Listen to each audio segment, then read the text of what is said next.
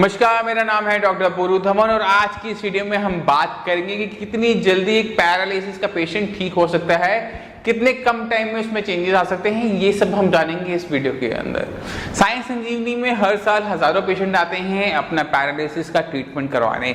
उनमें से एक पेशेंट थे अरविंद को 1.5 साल पहले पैरालिसिस का स्ट्रोक पड़ा था, जिसकी वजह से उनकी आधी बॉडी ने काम करना बंद कर दिया था। जब वो मेरे पास 1 महीना पहले आए थे तो उनकी कंडीशन कुछ ऐसी थी कि उनको चलने के लिए किसी का सहारा लेना पड़ता था, खुद ब खुद नहीं चल पाते थे।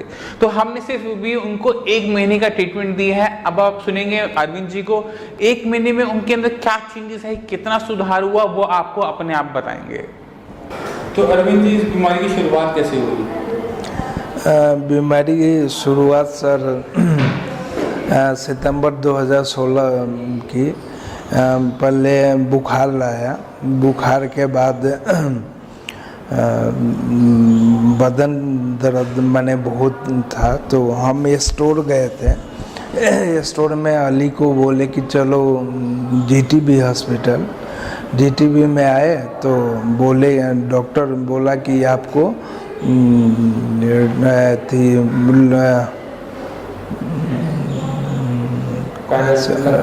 लकवा नहीं, बोला नहीं, वो कहा कि आप जूस पीजिए, आपको लगता है कि मैंने वो थोड़ा सा थकान हो रहा है गर्मी के वजह से।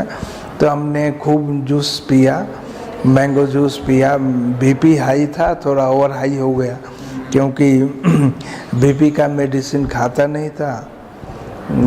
इसके बाद हॉस्पिटल गए, हमको लगने लगा था कि मेरी तबीयत सही नहीं है, तो वाइफ को बोला कि हॉस्पिटल चलो।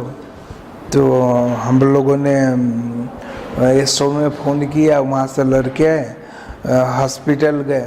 हॉस्पिटल में 3 दिन तक सही था और चौथा दिन मैंने ये मुंह टेढ़ा हो गया, ये पूरा मैंने ऊपर से नीचे तक पैरालिसिस मार दिया। 1.5 साल में क्या दिक्कत महसूस की आपने इलाज से पहले? क्या कंडीशन थी? कंडीशन था सर ऐसा कि हम 1.5 साल के अंदर मैंने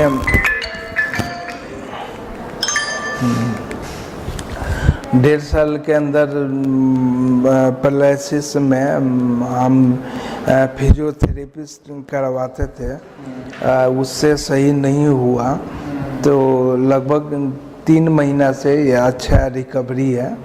तो रिकवरी से पहले क्या कंडीशन थी आपके हाथ पैर का सर कंडीशन, मैंने चलता नहीं था। पैर में दिक्कत आती थी कि ताकत पैर में नहीं था। सारा लेके चलना पड़ता था? सारा मैंने एक लड़का को पकड़ के चलता था, खुद नहीं चल पाता? हाँ, खुद नहीं चलते थे। लेकिन आज के डेट में हम देखिए खुद अकेले आए हुए हैं। ठीक। और हाथ में क्या सुधार हुआ? हाथ में सुधार है कि उठता था, लेकिन पूरा ताकत लगाना पड़ता था, बहुत ताकत। मैंने अंदर से लगता था कि मैंने अब आराम से यूँ देखिए उठ जाता। और बोलने में क्या सुधार हुआ? बोलने में सुधार हुआ कि पहले मैंने तोतला बोलता था, अब मैंने थोड़ा बहुत आवाज़ सही हो रहा है। तो जो बाकी मरीज होते हैं आप जैसे, जिनको इलाज मिलने में दिक्कत होती है, तो उनको क्या कहना चाहोगे? उन्हें क्या करना चाहिए? आप लकवे से बाहर आए हो, ठीक हुए, देखिए दूसरे लकवे के मरीज हैं, वो क्या करें? देखिए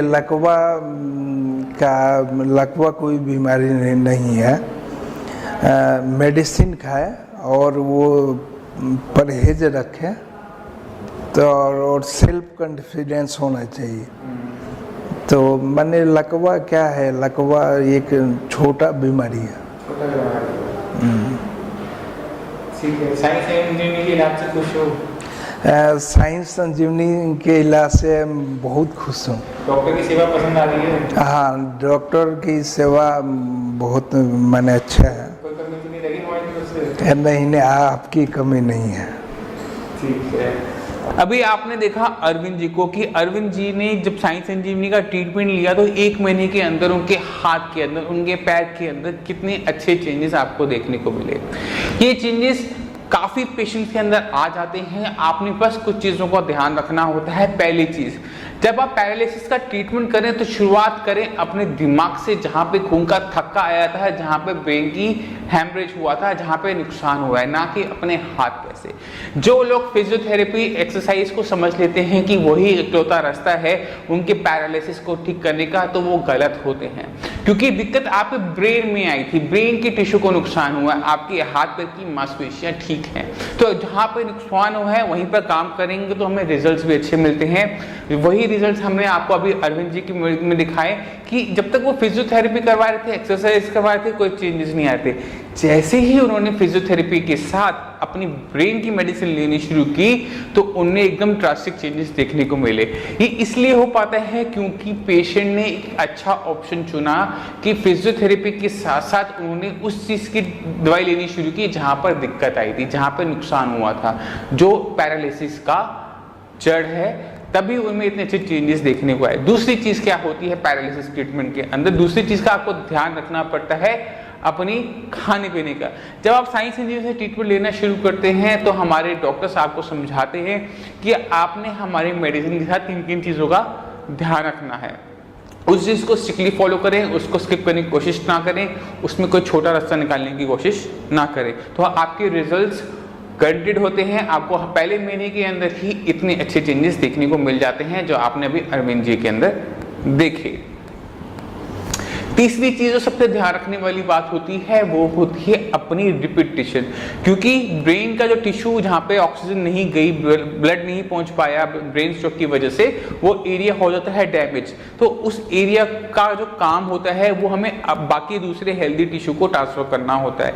इसके लिए हमें करवानी पड़ती है रिपीटिशन, यानी एक काम को बार बार करने से आपके दिमाग के अंदर एक मेमोरी बन जाती है कि अगर मुझे अपने हाथ को हिलाना है तो किस तरह से मैंने उसको मैसेज भेजना है। तो इस काम को करने के लिए हमें करनी पड़ती है रिपीटिशन, यानी एक ही काम को बार बार करना। इसके लिए हमें जरूरत पड़ती है फिजियोथेरेपी की और एक्सरसाइज की। तो आप अपनी फिजियोथेरेपी एक्सरसाइज नहीं छोड़ेंगे, साथ में अपनी ब्रेन की टिश्यू को डेवलप करने की मेडिसिन आप लेंगे और आपको चेंजेस देखने को मिलेंगे बहुत जल्द। तो कोई भी पेशेंट अगर ब्रेन स्ट्रोक का है, पैरालिसिस का है, उसको फास्ट रिकवरी चाहिए, जल्दी जल्दी ठीक होना चाहता है, चाहे जितना मर्जी पुराना रोग क्यों ना हो गया हो, आपने जितनी मर्जी फिजियोथेरेपी क्यों ना करवा लो, चाहे आप जितने मर्जी निराश क्यों ना हो गए हों, आपने मेडिसिन के साथ साथ एक्सरसाइज करनी ही करनी है। दोनों चीज़ें साथ साथ करेंगे तो आपको अपने अंदर चेंजेस बहुत अच्छे देखने को मिलते हैं जो हमें अरविंद जी के अंदर देखने को मिले। तो मैं उम्मीद करता हूं कि आप लोग समझ गए होंगे कि अगर आपको पैरालिसिस की दिक्कत है तो आपने क्या करना है। आपने अपने एलोपैथिक मेडिसिन बीपी की, शुगर की, कोलेस्ट्रॉल की नहीं छोड़नी, उसके साथ साथ आपने आयुर्वेदिक मेडिसिन लेनी है अपनी ब्रेन की टिश्यू को दोबारा से डेवलप करने के लिए। साथ में साथ आपने अपने ब्रेन की टिश्यू को दोबारा से याद करवाने के लिए, मेमोरी देने के लिए आपने करनी है रिपीटेशन। जब आप ये तीनों चीज़ों का ध्यान रखते हैं, तीनों चीज़ों पे आप वर्क करते हैं, तो आपको देखने को मिलता है अपने अंदर चेंजेस। पेशेंट के अंदर चेंजेस फर्स्ट मंथ से आने शुरू हो जाते हैं। 20-30% की इंप्रूवमेंट हर पेशेंट में देखने को मिल जाती है, मगर आपको चीज़ों का ध्यान रखना पड़ता है। उस चीज़ों का ध्यान रखने के लिए आप हमारे नीचे दिए हुए नंबर पर डॉक्टर से कॉल कर उनसे पूछ सकते हैं कि किस तरह से ट्रीटमेंट किया जाता है साइंस इंजीनियरिंग में। तो अगर आपके माइंड में कोई भी डाउट हो, कुछ भी पूछना हो, तो नीचे दिए हुए नंबर पर कॉल करके हमारे डॉक्टर से आप फ्री ऑफ कॉस्ट कंसल्टेशन ले सकते हैं। आप हमारी साइट scienceanjeevani.com पर जाकर एक छोटा सा फॉर्म होता है जिसमें अपना नाम, एज, जेंडर, कितने टाइम से दिक्कत है, किस साइड दिक्कत है, किस वजह से दिक्कत हुई थी, क्लॉट हुआ था, ब्रेन हेमरेज हुआ था, स्पाइनल इंजरी का केस है या फेशियल पैरालिसिस है, जो भी दिक्कत आप फेस कर रहे हो वो आप उसमें फिलअप कर दीजिए। एक बार आप उस फॉर्म को फिलअप कर देते हैं तो उसमें आपकी जो मेडिकल रिपोर्ट्स होती हैं, जैसे आपका सीटी स्कैन है, ब्लड की रिपोर्ट्स हैं, वो आप उसमें अटैच करके हमारे डॉक्टर्स को आप भेज सकते हैं। एक बार डॉक्टर्स को पूरा एनालाइज कर लेता है तो उसके लिए बहुत ईजी हो जाता है आप लोगों के लिए ट्रीटमेंट को एडवाइस करना। तो आपने कुछ नहीं करना, आपने छोटा सा फॉर्म भरना है और हमारे डॉक्टर्स को भेज देना है। रेस्ट हमारे काम हमारे साइंस इंजीनियरिंग डॉक्टर्स कर लेंगे। मैं उम्मीद करता हूँ ये वीडियो आपको पैरालिसिस के ट्रीटमेंट को बेटर अंडरस्टैंड करने में हेल्प करेगी। इसी के साथ मुझे चलने की आज्ञा दीजिए। धन्यवाद।